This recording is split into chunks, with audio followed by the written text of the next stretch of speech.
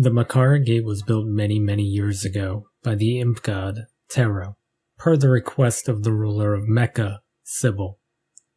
This gate was designed to keep Mecca and Magia separate for as long as Sybil desired, and was a concern for all Rumans living outside of Mecca.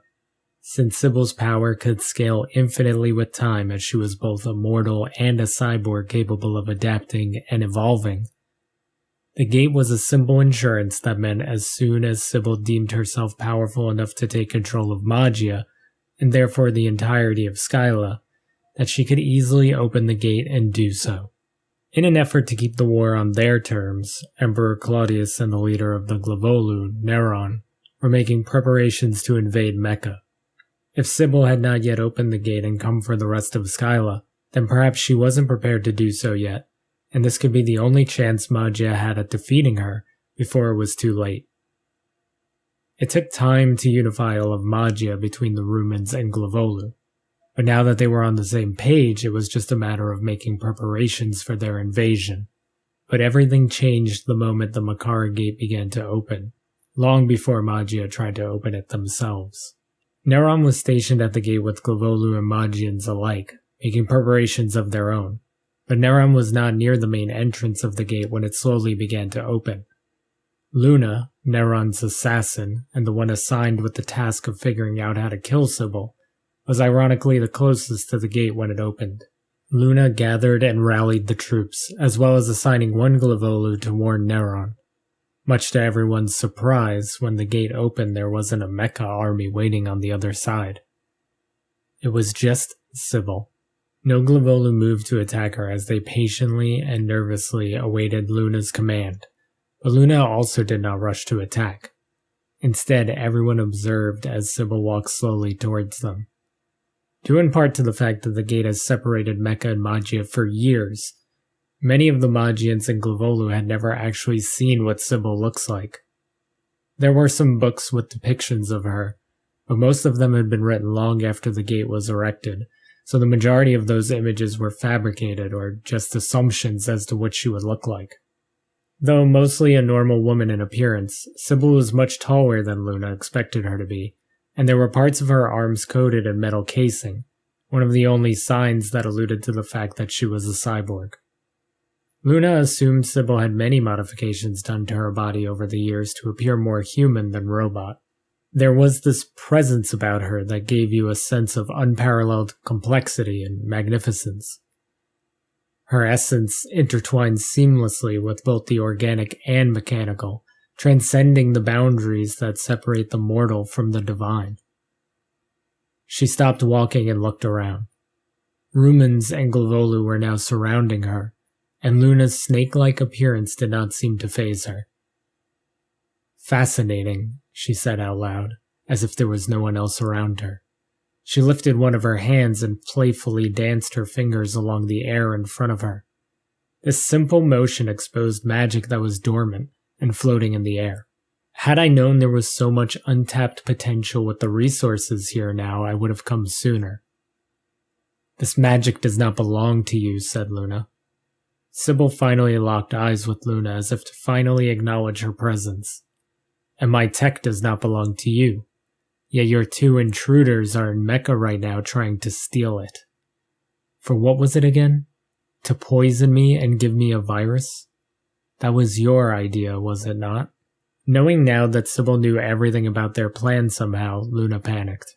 "Stop her, now!" she shouted to the others around her.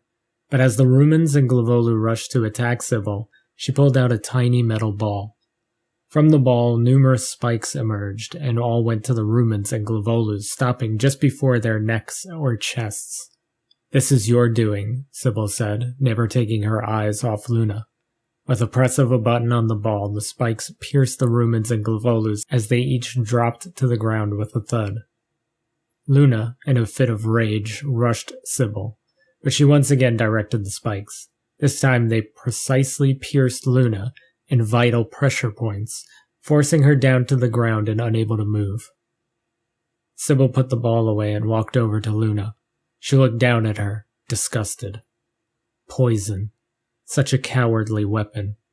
Since you are so determined to kill your opponents slowly, then I will leave you here, to live with the consequences of your actions, and your part you played in the deaths of your own people. Sybil stepped over Luna's body and was about to continue her way toward Magia when all of a sudden Neron flew out and tackled Sybil to the ground. The cyborg goddess rolled with the leader of the Glivolu as he clawed and chomped at her. But as soon as she saw an opening, she launched Neron off of her. The Glivolu leader stuck one of his claws into the ground and stopped himself from sliding. Neron rose to his feet. I rushed over the moment I saw the gate begin to open.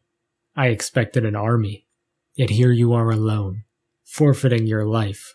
A cyborg goddess? Ha! What a joke. Sybil looked down at some of her torn clothing from Neron's claws. And you must be the mighty leader of the Glivolu. How are you so well informed of Magia, yet we know nothing of Mecha? Is there a spy among us? Sybil nodded. Indeed, there is. I am the spy. Sybil pressed a button hidden within the skin of her own forearm. The action revealed a floating device that had been invisible until now. I have had eyes on Magia for years. It was simple to send these devices over the gate. I hesitated to come over here. Neron scoffed. Because you knew you would lose? Sybil's eyes narrowed at the assumption. No, I did it as a mercy. Time means less to me. I'm not going anywhere. Whether I rule all of Skyla today, tomorrow, or years from now, it doesn't really matter. My rule is inevitable, as is your defeat. I just thought it best to let you and Claudius settle your differences before I arrive. Neron clenched his fist. You're bluffing. There was a reason you were waiting, because you know you can't beat the Rumans and the Glivolu if we are united. Sybil looked at the carnage she had already done around them. Take a look, Neron. Claudius isn't here yet, and your people are already defeated. It's over before it even began. Neron began to run at Sybil. Enough of your mind games. The Glivolu leader jumped at Sybil, but she transformed her arm into a blade and sliced open Neron's chest as he jumped past her. He stumbled, holding the wound as he crashed to the ground. Sybil turned around to face Neron. Luna slowly turned her head to witness the defeat of her leader. Sybil stood above Neron in the same way she stood over Luna. The great wolf, she sighed. How disappointing. The Makar gate finally closed behind them. Let us hope for your sake that Claudius is more up to the task.